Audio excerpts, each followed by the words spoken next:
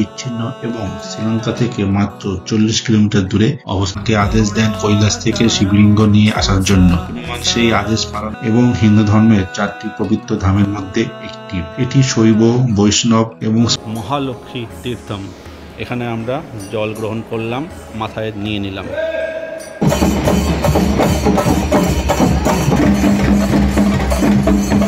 গায়ত্রী তীর্থম আর সরস্বতী তীর্থম, 3টে কুণ্ড কিন্তু এখানে একসঙ্গে আছে। এই প্রসাদ কিনে নিতে পারবেন। এই দেখুন, যেটা হচ্ছে আসলে মাতা পার্বতীর মন্দির। রামেশ্বরম ধাম মূলত শ্রীরামের রামায়ণের কাহিনীর সঙ্গে জড়িত, যেখানে 14 বছরের বনবাসের প্রায় শেষ দিকে যখন লঙ্কার রাবণের হাত থেকে সীতামাতাকে ফিরিয়ে নিয়ে এসেছিলেন এবং শ্রীরাম রাবণকে হত্যা করে যে ব্রাহ্মণ হত্যার মতো কর্মের ভাগী হয়েছিলেন, তারই প্রায়শ্চিত্ত করতে শ্রীরাম এই রামেশ্বরমে শিবলিঙ্গ পূজার আয়োজন করতে উদ্যোগী হন। সেই জন্য শ্রীরাম পবন পুত্র হনুমানকে আদেশ দেন কৈলাস থেকে শিবলিঙ্গ নিয়ে আসার জন্য। হনুমান সেই আদেশ পালনের জন্য কৈলাসের দিকে অগ্রসর হলো, কিন্তু কোনো কারণবশত হনুমানের ফিরে আসতে দেরি হওয়ার জন্য সীতামাতার ধৈর্যের ব্যাঘাত ঘটে এবং তিনি শ্রীরামকে বলেন একটি বালির শিবলিঙ্গ তৈরি করার জন্য। সেই মতো শ্রীরাম একটি বালির শিবলিঙ্গ তৈরি করেন এবং তার পূজার শুভ সূচনা করেন। ইতিমধ্যে হনুমানও কৈলাস থেকে শিবলিঙ্গ নিয়ে উপস্থিত হন। এইবার শ্রীরাম সমস্যার পড়েন কার শিবলিঙ্গ প্রতিষ্ঠা করবেন। শেষমেশ 2টি শিবলিঙ্গ এখানে প্রতিষ্ঠা করা হয় এবং আজও এই রামেশ্বরমে রামনাথী স্বামী বা শিবের 2টি লিঙ্গ পূজিত হয়ে আসছে। আরো একটি বিশেষ বৈশিষ্ট্য হলো ভারতে যে 12টি জ্যোতির্লিঙ্গ আছে তার মধ্যে অন্যতম হলো এই রামেশ্বরমের জ্যোতির্লিঙ্গ এবং হিন্দু ধর্মের 4টি পবিত্র ধামের মধ্যে একটি। এটি শৈব, বৈষ্ণব এবং স্মার্ত সকলেরই কাছে পবিত্র স্থান। আর অবস্থানগত দিক দিয়ে বলতে গেলে রামেশ্বরম ভারতের তামিলনাড়ু রাজ্যের পাম্বান দ্বীপে অবস্থিত, যা ভারতের মূল ভূখণ্ড থেকে পাম্বান চ্যানেল দ্বারা বিচ্ছিন্ন এবং শ্রীলঙ্কা থেকে মাত্র 40 কিলোমিটার দূরে অবস্থিত। বন্ধুরা, আমি এখন আছি রামেশ্বরমের একদম মন্দির প্রাঙ্গণের ভিতরে। ভারতে যতগুলো জ্যোতির্লিঙ্গ আছে তার মধ্যে অন্যতম দ্বাদশ জ্যোতির্লিঙ্গ এবং তার সঙ্গে এই রামেশ্বরম ধাম, তার যে শিবলিঙ্গ একসঙ্গে অবস্থান করছে এই রামেশ্বরমে। রামেশ্বরমে আসলে আপনাদের একসঙ্গে দুটো দর্শন হয়ে যাবে। তো চলুন আমরা যাব এবার মন্দিরের ভিতরে। এই মুহূর্তে এসে পড়েছি 22 কুণ্ডে যাওয়ার যে গেট, সেই গেটে এটা হচ্ছে এন্ট্রি। আর এখানে পাশে দেখুন শেড দেওয়া একটা জায়গা আছে, এটা করে স্নান ঘাটে যাওয়া যায়। এটা হচ্ছে জেনারেল দর্শনের রাস্তা বাঁদিকে সকাল 6টার পরে। আর এটা টিকিট কাউন্টারের 100 টাকা এবং 200 টাকা দিয়ে স্পেশাল দর্শনের জন্য। আমি এখন এসে পড়েছি একদম মুখ্য দ্বারের সামনে। এই হচ্ছে মুখ্য দ্বার। তো ভিড় মোটামুটি আছে। এই রাস্তা ধরে ডান দিকে চলে গেলেই আমরা চলে যাব মূল প্রবেশদ্বারের দিকে। আর ওই রাস্তা দিয়ে সোজা এই রাস্তায় আসলে আপনি দেখতে পারবেন এই হচ্ছে বে অফ বেঙ্গল, এই হচ্ছে সমুদ্রের ফার্স্ট লুক। আর ওই সামনে যে বড় গেট দেখা যাচ্ছে, আর ওটাই হচ্ছে অগ্নি তীর্থমের গেট। এই অগ্নি তীর্থমের সমুদ্রে আপনারা স্নান করে এই মন্দিরে পুজো দিতে পারবেন। এখানে আপনারা স্নান করবেন, স্নান করে এই রাস্তা ধরে এই রাস্তা দিয়ে এদিকে সোজা চলে গেলে আপনারা পৌঁছে যাবেন হচ্ছে একদম মন্দিরের মূল প্রবেশদ্বারে। তো বন্ধুরা, এসে পড়েছি রামেশ্বরমের মন্দিরের মূল ঘাটে। এখানেই সবাই স্নান টান করে মন্দিরের দিকে সবাই পুজো দিতে যায়। আমরাও এই ঘাটে আসবো, এখানে স্নান করব, স্নান করে মন্দিরের ভিতরে পুজো দিতে যাবো। তো তার আগে এখানে এসেছি একটু দেখার জন্য জায়গাটা কীরকম, আর দেখে আমার তো পুরো চোখ জুড়িয়ে গেছে। এই হচ্ছে স্নানের ঘাট। আর এখানে দেখুন জলের স্রোত কিন্তু আছে, ঢেউ আছে বেশ মোটামুটি, আর বেশ পরিষ্কার পরিচ্ছন্ন, আর প্রচুর লোক কিন্তু এখানে স্নান করছে। রামেশ্বরমে এই সমুদ্রের পাড়ে যেখানে স্নান করা হয় এই জায়গাটাকে বলা হয় অগ্নি তীর্থম। আর এখানে দেখুন ছাউনিগুলো করা আছে, এখানে কিন্তু বিভিন্ন ধরনের পুজো অর্চনা শ্রাদ্ধানুষ্ঠান এসব কিন্তু হয়ে থাকে এবং সেখানে তারা কিন্তু করছে, দেখা যাচ্ছে সেটা। আর সমুদ্রের গর্জন হয়তো শুনতে পাচ্ছেন, খুব একটা উত্তাল না কিন্তু সমুদ্র, এখানে হালকা হালকা ঢেউ আসছে। আর সামনের দৃশ্যটা দেখতে কিন্তু অপূর্ব লাগছে, সূর্যের আলো পড়ছে, অভূতপূর্ব অভূতপূর্ব। সকালবেলা এখানে এসে ভোরবেলায় যদি সানরাইজ দেখা যায় না, আশ্চর্য লাগবে দেখতে, কিন্তু আমার মনে হচ্ছে।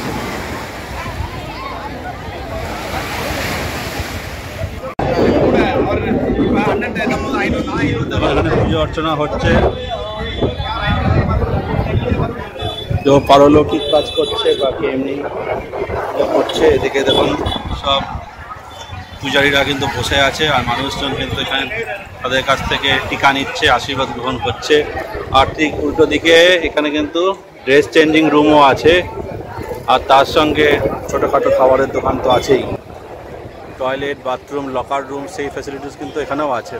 আর সামনে ওই দূরে দেখা যাচ্ছে যে সমুদ্রের মধ্যে একটা জেটি ঘাট করা আছে। ওই জেটি ঘাট করে ওখান থেকে কিন্তু আপনাকে সমুদ্রের মধ্যে লঞ্চে করে কিছুটা দূর নিয়ে যাবে, সেটাও আপনারা কিন্তু করতে পারেন। আমরা ট্রাই করবো ওটা করার, যদি সম্ভব হয় তো।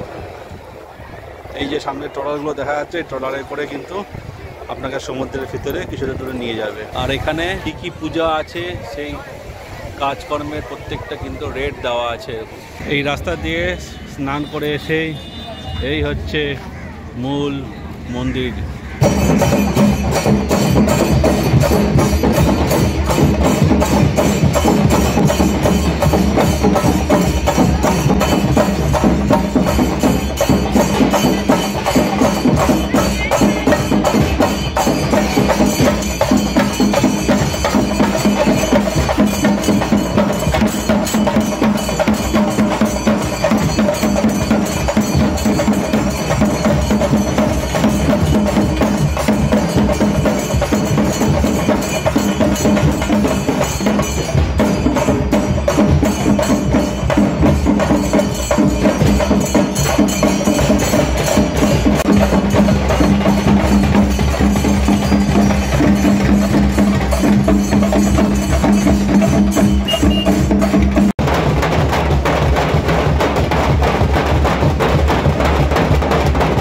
সকালবেলায় এসেছিলাম, এই জায়গাটা কত ভিড় ছিল, এখন সন্ধ্যার সময় কিন্তু অনেক ফাঁকা। আর এই হচ্ছে মুখ্য প্রবেশদ্বার। এদিকে একটি দ্বার আছে আর ওদিকে একটা দ্বার আছে, পরপর এই দুটি দ্বার দিয়ে কিন্তু ভিতরে প্রবেশ করতে পারবেন। আর এই হচ্ছে মুখ্য মন্দির, রাতের দৃশ্য। বন্ধুরা, কুণ্ডে স্নান করার জন্য প্রত্যেক পার্সন 25 টাকা করে টিকিট নিতে হবে। 25 টাকা করে টিকিট নিয়ে তারপরে এবার আপনি কুণ্ডে স্নান করুন। 22টা কুণ্ড আছে, 22 কুণ্ডে স্নান করে তারপরে মন্দিরের ভিতরে আপনি চাইলে পুজো দিতে পারবেন। আর আপনি যদি বলেন শুধু এমনি দর্শন করবেন, সেটাও আপনি কিন্তু করতে পারেন। তো আমরা টিকিট কেটে চলে এসেছি মন্দিরের ভিতরে। 22 কুণ্ড যেদিকে আছে সেদিকেই যাচ্ছি। সেদিকে গিয়ে আমরা এবার স্নান হয়তো করা হবে না, কেননা এখন স্নান করাটা একটু চাপের হয়ে যাবে, সন্ধে হয়ে গেছে প্রায়। তো আমরা শুধু মন্দির দর্শন করব। আর এদিকে দেখুন চারিদিকে শিবলিঙ্গ পুজো হচ্ছে, লিঙ্গ স্থাপন করা হয়েছে, তারা এখানে পূজা হচ্ছে। আর এই ভিতর দিয়ে আমি চলেছি সেই 22 কুণ্ড দিকে। তো বন্ধুরা, আমরা 25 টাকা করে টিকিট কেটে নিয়েছি 22 কুণ্ডে স্নান করার জন্য। 22 কুণ্ডে স্নান করার জন্য তারপরে আরও পার কুণ্ড লাগবে হচ্ছে 10 টাকা করে, মানে পার হেড লাগবে 220 টাকা, এবং তার সঙ্গে আরও 30 টাকা, টোটাল পার হেড 250 টাকা। এবার 250 টাকা করে আপনি টিকিট কেটে এবার যেতে হবে 22 কুণ্ডের দিকে। সেখানে আপনি স্নানও করতে পারেন বা জলের ছিটাও নিতে পারেন। এইভাবে করে আপনাকে তারপরে রুদ্রাভিষেক বা আরও যে পুজো আছে সেই পুজোগুলো করতে পারেন। রুদ্রাভিষেকের পুজো হচ্ছে 3000 টাকা, সেইভাবে আপনি পুজো দিতে পারেন। তো আমরা শুধু একটু স্নানে করব। স্নান মানে এখানে শুধু এখন যেহেতু সন্ধ্যা হয়ে গেছে জলের ছিটাই নেব। তো আমরা দুজনের জন্য টোটাল পড়বে হচ্ছে 501 টাকা নিয়ে এবার আমরা যাব হচ্ছে 22 কুণ্ডের দিকে। প্রথম কুণ্ড মহালক্ষ্মী তীর্থম, এখানে আমরা জল গ্রহণ করলাম, মাথায় নিয়ে নিলাম। দ্বিতীয় কুণ্ড গন্ধমাধব তীর্থ, গগয় তীর্থ, নীলা তীর্থম, এই হচ্ছে কুণ্ড। আর তার পাশেই হচ্ছে নালা তীর্থম। এসেছি 7 নম্বর কুণ্ডে। এটাই কিন্তু এই যতগুলো কুণ্ড আছে তার মধ্যে সবচেয়ে বড় কুণ্ড দেখতে পাচ্ছি। এটা হচ্ছে সেতু মাধবা তীর্থম। এখানে বড় কুণ্ড থেকে জল তোলা হবে। 7 নম্বর কুণ্ড কমল কুণ্ড বা সেতু মাধবা কুণ্ডে আমরা জল ছিটিয়ে নিলাম। কমল কুণ্ড।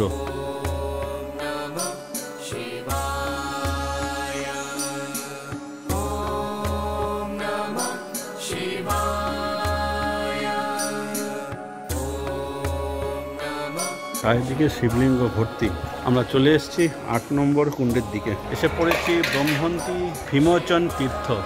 তিনটে একসঙ্গে, সাবিত্রী তীর্থম, গায়ত্রী তীর্থম আর সরস্বতী তীর্থম, তিনটে কুণ্ড কিন্তু এখানে একসঙ্গে আছে। 12 থেকে 18 টোটাল এখানে এতগুলো কুণ্ড আছে, প্রত্যেকে এখানে স্নান করছে, আমরাও করব। শঙ্কর তীর্থম, সত্যমিত্র তীর্থম, চন্দ্র তীর্থম, 22 নম্বর কুণ্ড কোটি তীর্থম। পবিত্র গঙ্গা জলের সমতুল্য হচ্ছে এই কুণ্ড। এই জলে আপনি স্নান করে এবার যাবেন পুজোর দিকে।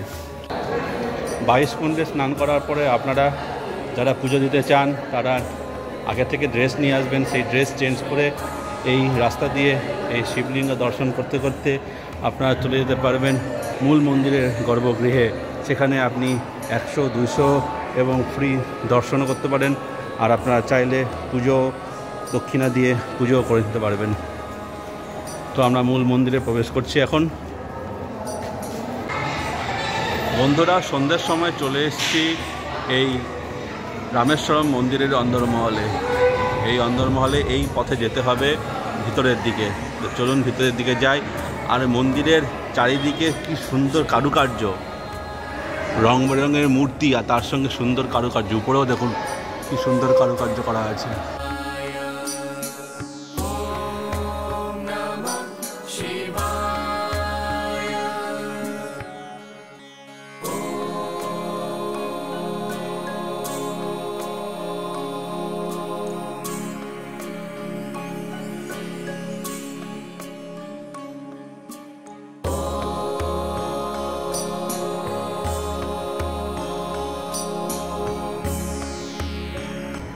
চলে এসেছি মন্দিরের ভিতরে, দেখুন কতখানি ফাঁকা সন্ধ্যের সময়।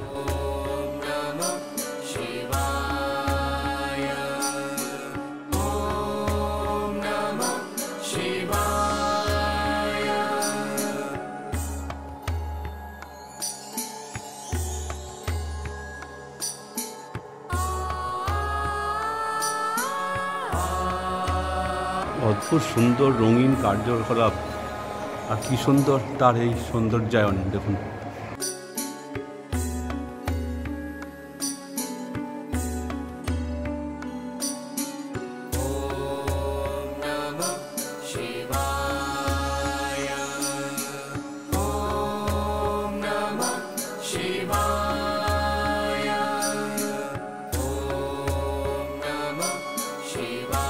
দুটো লাইন আছে, একটি ফ্রি লাইন আর একটা 100 টাকা 200 টাকার লাইন। আমরা ফ্রি লাইনে যাচ্ছি সন্ধ্যের সময়। ফ্রি লাইন একদমই ফাঁকা আছে। তো যতদূর শুনেছি ফ্রি লাইন একটু দূর থেকে দর্শন হয়। তো চলুন, এখানে লেখা আছে ওয়ে টু স্পেশাল দর্শন। আচ্ছা, এখানে ফটোগ্রাফি অ্যালাউ নেই, আর বন্ধ করে দিলাম।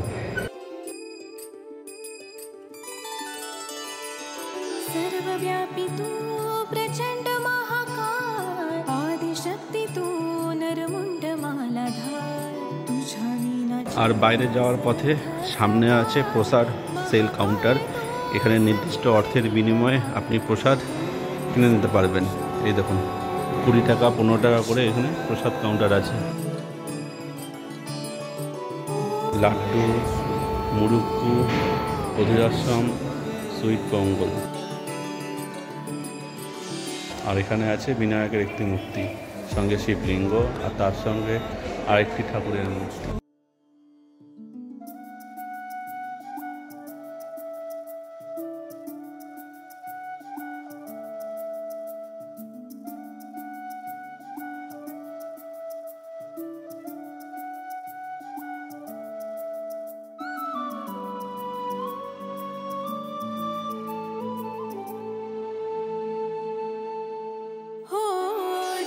शक्ती तुझे लान, तुझ चरणी माथा, तूच माझा पिता न तूच माझी माता। तुझ्या चरणी लीन भावे हे आदि देवा, परब्रह्म तूच तुमज एक सूर ठावा। शंभु शंकरारी মূল প্রবেশদ্বার দিয়ে, অর্থাৎ পূর্ব প্রবেশদ্বার দিয়ে প্রবেশ করলে এই হচ্ছে যাওয়ার রাস্তা। চারিদিকে দেখুন সব আমাদেরকে প্রণাম করে অভ্যর্থনা জানাচ্ছে। সেরকম একটি মূর্তি স্থাপন করা হয়েছে সব এদিকে। এদিক দিয়ে ঢুকে এই গেট দিয়ে সামনে সোজা গেলেই চলে যাব হচ্ছে পার্বতী ধাম। সামনেই লেখা আছে শ্রী পার্বতী ধানী আমন শ্রাইন, শ্রী পর্বত বর্ধিনী মন্দির।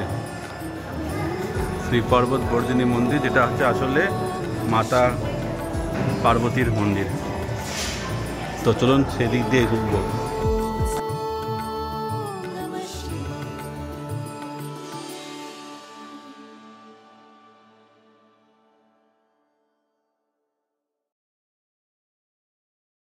ওয়ে টু অন্নধানন। তো এখানে যে ভোজন হয়, টোকেন কেটে ভোজন করতে হবে, তার জন্য এখন প্রচুর লাইন পড়েছে। ও অন্নধানম মানে হচ্ছে ভোজন, মানে ঠাকুরের প্রসাদ গ্রহণ করতে যারা চান, ঠাকুরের প্রসাদ গ্রহণ করতে গেলে এখান থেকে টোকেন কেটে লাইন দিয়ে বসতে হবে। তারপরে টোকেন অনুযায়ী আপনাদের নম্বর আসবে, তখন আপনারা অন্ন ভোজন করতে পারবেন।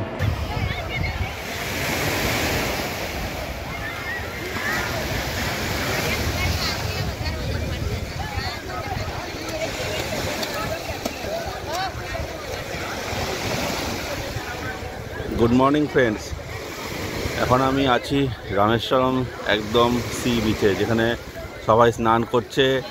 আর কাল রাত থেকেই, সকাল থেকেই কিন্তু বেশ আকাশ কিন্তু গোমরা হয়ে আছে, আকাশে মেঘ আছে। আর এখানে কিন্তু সুন্দর সূর্যোদয় দেখা যেতে পারত, কিন্তু সূর্য অলরেডি উঠে গেছে। দেখুন মেঘের ফাঁক দিয়ে সূর্যের আলো দেখা যাচ্ছে। যদি আকাশ ক্লিয়ার থাকতো, একদম সমুদ্রের উপর থেকে এই সূর্যোদয়টা দেখা যেত। কিন্তু कर्पूर गौरम करुणावतारम संसार सारम भुजगेन्द्रहारम सदा वसन्तं हृदयारविन्दे भवं भवानी सहितं नमामि। कर्पूर गौरम करुणावतारम संसार सारम भुजगेन्द्रहारम सदा वसन्तं हृदयारविन्दे भवं भवानी सहितं नमामि। সূর্য অনেকখানি উপরে উঠে গেছে, তারপরে ওই মেঘের ফাঁক দিয়ে কিন্তু সূর্য উদয় দেখা যাচ্ছে।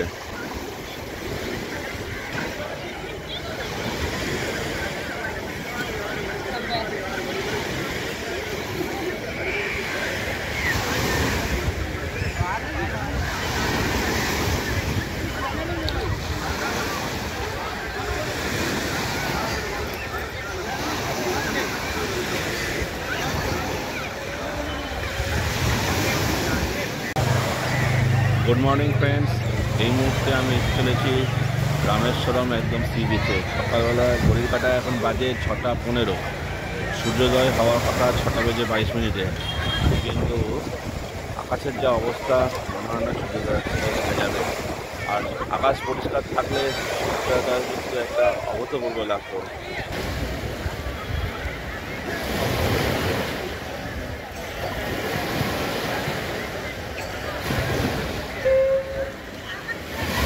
সূর্যের কোমল রাশি জলধারার উপর এসে পড়ায় রক্তিম আভায় আবিত হয়ে উঠেছে এই রামেশ্বরমের এই সুন্দর সমুদ্র।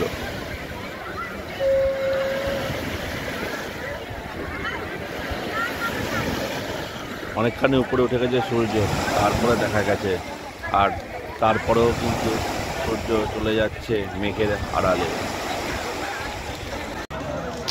তো বন্ধুরা, সকাল সকাল চলে এসেছি মন্দির প্রাঙ্গণে একদম সামনে। এই মন্দিরে টোটাল 4টে গেট আছে, তার মধ্যে 4টে গেট হচ্ছে পূর্বদ্বার, পশ্চিমদ্বার, উত্তরদ্বার, দক্ষিণদ্বার। তার মধ্যে প্রধান দ্বার হচ্ছে পূর্বদ্বার দিয়েই সবাই মানে সমুদ্র থেকে স্নান করে পূর্বদ্বার দিয়ে ঢুকে ভিতরে কুণ্ড স্নান করে তারপরে মহাদেবের দর্শন করে। আর তাছাড়াও আছে হচ্ছে আরও 3টি দ্বার, যার মধ্যে আছে উত্তরদ্বার, পশ্চিমদ্বার এবং দক্ষিণদ্বার। সেখান থেকেও আপনি কিন্তু ভিতরে ঢুকতে পারবেন। তো ম্যাক্সিমাম মেন দ্বার হচ্ছে পূর্বদ্বার, সমুদ্রমুখী যে দ্বার সেটাই হচ্ছে পূর্বদ্বার। আর এই দ্বার হচ্ছে উত্তরদ্বার।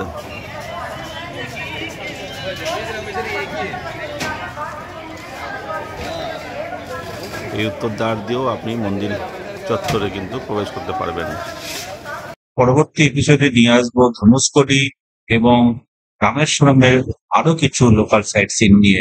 ততক্ষণ দেখতে থাকুন ঘুরতে ভালোবাসি, সঙ্গে থাকুন আর চ্যানেলে নতুন হয়ে থাকলে চ্যানেলটিকে সাবস্ক্রাইব করে বেল আইকনটি অন করে দেবেন। ধন্যবাদ।